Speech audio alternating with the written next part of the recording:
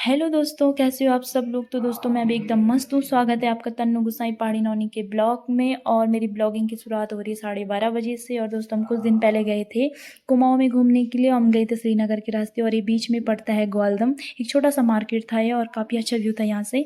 फिर उसके बाद हम रात को रुके थे बागेश्वर डिस्ट्रिक्ट में। बागेश्वर में सबसे जो प्रसिद्ध मंदिर है घूमने वाली जगह वो है बागनाथ मंदिर। और आप देख सकते हो हम बागनाथ मंदिर में गए थे।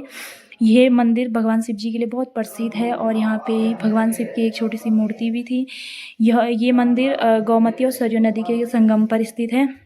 यहीं से 5 किलोमीटर की दूरी पर आगे बैजनाथ मंदिर है और ये भी बागेश्वर डिस्ट्रिक्ट में पड़ता है। बैजनाथ मंदिर और बागनाथ मंदिर ये कत्यूर वंश के टाइम का मंदिर है। जब 700 ईस्वी में कत्यूर वंश का शासन चल रहा था कुमाऊं में, तो तब का ये मंदिर है। और कत्यूरों ने ही इस मंदिर को रातों रात बनवाया था। जो भी उनके कार्यकर्ता रहे होंगे बनवाने वाले, काफ़ी अच्छा बना रखा है उन्होंने। और इसका आगे देखो उस टाइम के ये जो नीचे चौक टाइप का है ना, ये पत्थर देखो कैसे बना रखे हैं उन लोगों ने ये पत्थर। तो काफ़ी अच्छा है। अगर आप लोगों को भी कभी मन हो आपका आने का तो ज़रूर जाना यहाँ। ये कुमाऊं में है बागेश्वर डिस्ट्रिक्ट। और इसी के आगे जाके हम फिर गए थे कौसानी। और हम कौसानी में रात को रुके थे एक दिन। ये है कौसानी, बहुत ही प्यारा आगे का व्यू आप देख सकते हैं पहाड़ियों का। यहाँ पे महात्मा गांधी 1929 में कौसानी आए थे। कौसानी एक छोटा सा गांव है और यहाँ पे हमने कैमरे से, अपने फ़ोन के कैमरे से एक छोटे से बर्फ़ की पहाड़ी की फ़ोटो कैप्चर की थी। महात्मा गांधी जब 1929 में कौसानी में आए थे तो उन्होंने यहाँ 14 दिन रुके थे वे। और उन्होंने 14 दिन रुकने के बाद यहाँ पे अनाशक्ति योग पर अपनी एक प्रसिद्ध टिप्पणी लिखी थी, जो उन्होंने इस गेस्ट हाउस में रखी है। ठीक है, पहले इसको गेस्ट हाउस बोला जाता था लेकिन अब ये महात्मा गांधी का गांधी आश्रम के नाम से प्रसिद्ध है। गांधी आश्रम बोला जाता है इसको अब, क्योंकि अब जब वो 14 दिन रुके थे तो उन्होंने जो भी यहाँ पे किया होगा वो सब उनकी तस्वीरें यहाँ पे लोगों ने लगा रखी हैं। 1929 की जब उनकी ये यात्रा थी कुमाऊं क्षेत्र में, तो वो कुमाऊं क्षेत्र के एक दौरे पे आ रखे थे, जिसकी वजह से वो यहाँ कौसानी में रुके थे। उनको कौसानी काफ़ी अच्छा लगा क्योंकि यहाँ पे बहुत ठंडा मौसम है। तो पहले शायद अंग्रेज लोग भी यहाँ पे रहते थे।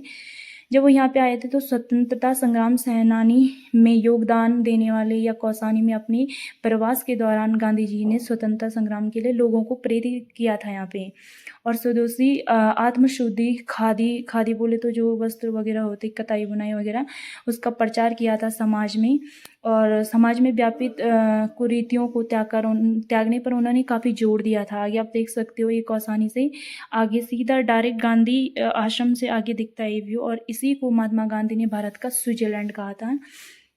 आज भी याद किया जाता है गांधी जी को कौसानी में, क्योंकि उनके अनुयायी में यहाँ हर साल बड़ी संख्या में लोग आते हैं देखने के लिए। और ये गांधी आश्रम का बाहर वाला व्यू है, मतलब उसके बाहर वाली जगह है ये, जहाँ पे बाहर उन्होंने थोड़ा रास्ता बना रखा है। यहाँ पे गांधी जी के उन्होंने 3 बंदर भी बना रखे हैं। ठीक है, तो काफ़ी अच्छा है। और ये आगे देख सकते हो, ठीक आगे कितना प्यारा है। और कैसे महात्मा गांधी ने इसको भारत का स्विट्जरलैंड का, कुछ ना कुछ तो बात रही होगी जब उन्होंने ये कहा। और ये आज भी पेपरों में पूछा जाता है। जब हम अंदर से देख के आ चुके, अंदर तो उनकी काफ़ी, मतलब उनकी हर एक पल की फ़ोटो है। 14 दिन में उन्होंने जो भी किया होगा वहाँ उस सारी चीज़ों की उन्होंने फ़ोटो रखी है। और इसी के आगे नीचे, थोड़ा सा नीचे पे सरलाबेन आश्रम भी था। और दोस्तों यहीं नीचे थोड़ी सी दूरी पे है सरलाबेन संग्रहालय, जिसको लक्ष्मी आश्रम भी कहते हैं। और ये सरला बहन की फ़ोटोज़ हैं, जो काफ़ी फ़ोटोज़ हैं उनकी, जो भी काम उन्होंने यहाँ किया होगा लोगों के लिए, उन सब तस्वीरों को यहाँ पे रखा गया है। और सरला बहन वैसे भारत की नहीं थी, वो इंग्लैंड की थी। और ये उनके दस्तावेज हैं, उनके चश्मे, उनके वस्त्र, उनकी लिखी हुई किताबें, उनके कताई बुनाई की जो भी चीज़ें थी वो सारी यहाँ पे दर्शाई गई हैं। सरला बहन 1932 में आई थी भारत में और महात्मा गांधी से बहुत ही प्रभावित हुई थी उनके कामों से, तो इसलिए वो भारत में आई थी। उनका जो वैसे इंग्लैंड का जो नाम था, वो मूल नाम था उनका कैथरीन मेरी हेलीमन, और महात्मा गांधी ने उन्हें सरला बहन नाम दिया था।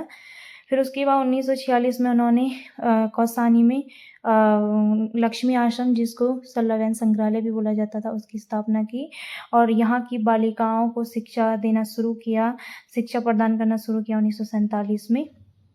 ये उनकी बनाई हुई किताबें, उनकी लिखी हुई किताबें हैं। और यहीं नीचे आप देख सकते।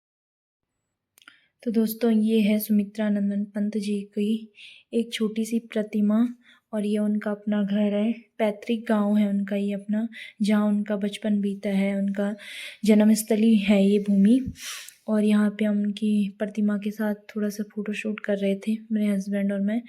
और ये अंदर उनका एक संग्रहालय भी है वहीं पे, जिसमें उनके किताबें, दस्तावेज वगैरह, उनके कपड़े रखे हुए हैं।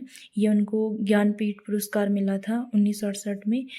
और ये आप देख सकते हो बचपन की फ़ोटोज़ हैं उनकी। ये जिन लोगों के साथ वो बाहर गए होंगे, मिले होंगे, उनका स्वागत करते हुए लोग। और ये अपनी माँ की गोद में हैं, बट उनकी माँ बचपन में ही ख़त्म हो चुकी थी, इस दुनिया को छोड़ के चली गई थी। तो उनको माँ का प्यार भी नहीं मिला और उन्होंने शादी भी नहीं की। ये कुछ लोगों के साथ वो बैठे हैं। और ये वो सुमित्रा नंदन पंत जी के 4 भाई थे, उनके भाइयों की तस्वीर भी है यहाँ पे, जिनका इस गांव में अभी भी कोई पता नहीं है, क्योंकि उस टाइम ब्रिटिश शासन चल रहा था उत्तराखंड में, तो उनका कोई नामो निशान नहीं है। और ये उनकी गद्य पद्य जितने भी रचनाओं की किताबें वो यहाँ पे रखी हुई हैं, आप देख सकते हो। और ये है उनके पिताजी की तस्वीर, गंगाधर पंत। तो इनका भी यहाँ पे कोई और कुछ ख़ास चीज़ें मिलती नहीं है इनके बारे में। बाकी आप देख सकते हो ये वो बैठे हैं कुछ लोगों के साथ। ये बाहर हमारे जो भारत के प्रथम राष्ट्रपति थे हमारे डॉक्टर राजेंद्र प्रसाद के साथ उनकी एक फ़ोटोज़ हैं। और यहाँ पे वो महादेवी वर्मा जो हिंदी साहित्य की कवित्री है, इंदिरा गांधी जी के साथ, इन लोगों के साथ बैठे हैं, जो एक छोटी सी फ़ोटो उनकी यहाँ पे है। और ये उनकी जवानी की फ़ोटो है, आप देख सकते हो कि वो जवानी में कैसे थे। यहाँ पे उनकी जवानी की फ़ोटो लगाई हुई है। ये वो अमिताभ बच्चन के साथ है और बच्चन परिवार है इसमें पूरा, हरिवंश राय बच्चन से लेके जो भी उनके परिवार में थे अमिताभ बच्चन के साथ। और बीच में है सुमित्रा नंदन पंत, जो हिंदी के एक महान साहित्य कवि थे और इन्हें हिंदी साहित्य का सुकुमार कवि भी कहा जाता था। आप देख सकते हो पूरा संग्रहालय इन्हीं की फ़ोटो से। और ये मास्को रूस में है, जहाँ पे उनकी एक छोटी सी तस्वीर है यहाँ पे मास्को रूस में। तो वहाँ पे भी इन्होंने एक फ़ोटो ली है कुछ बाहर के लोगों के साथ। और यहाँ पे वो बहुत सारे लोगों के साथ दिखते हुए, क्योंकि वो एक बहुत महान कवि थे। और 1968 में उन्हें ज्ञानपीठ पुरस्कार दिया गया था, जो पुरस्कार इसी संग्रहालय में रखा गया है। ये कुछ लोगों के साथ बैठते हुए, बातचीत करते हुए, अपनी गद्य पद्य के बारे में बताते हुए यहाँ पे दिख रहे हैं। बाहर के जो भी हमारे देश विदेश के नेता लोग होते थे उनके साथ कुछ बातें करते हुए, यहाँ पे वो अपने चित्रों को देखते हुए, अपनी कविताओं को लिखते हुए। और महात्मा गांधी जी की भी तस्वीरें हैं यहाँ पे किसी को अपनी पुस्तकें भेंट कर रहे थे, शायद महादेवी वर्मा ही थी ये। और ये देखो उनका ये कोट अभी भी वहीं पे है, ये कोट आज भी उनके वहीं पे रखा है। और ये डॉग शायद इस दुनिया में होगा नहीं होगा, लेकिन उसके साथ भी उनकी एक छोटी फ़ोटो है। और ये किसी से उन्होंने एक बेटी गोद ली थी। उनका खुद का तो कुछ परिवार था नहीं, क्योंकि उनकी माताजी बचपन में ही गुजर गई थी और उन्होंने शादी भी नहीं की थी। तो दोस्तों यही छोटी सी जानकारी जो हमने अब तक पहुंचाई, और आज का ब्लॉग यहीं पे समाप्त होता है। मिलते हैं अगले ब्लॉग में, तब तक के लिए बाय बाय दोस्तों।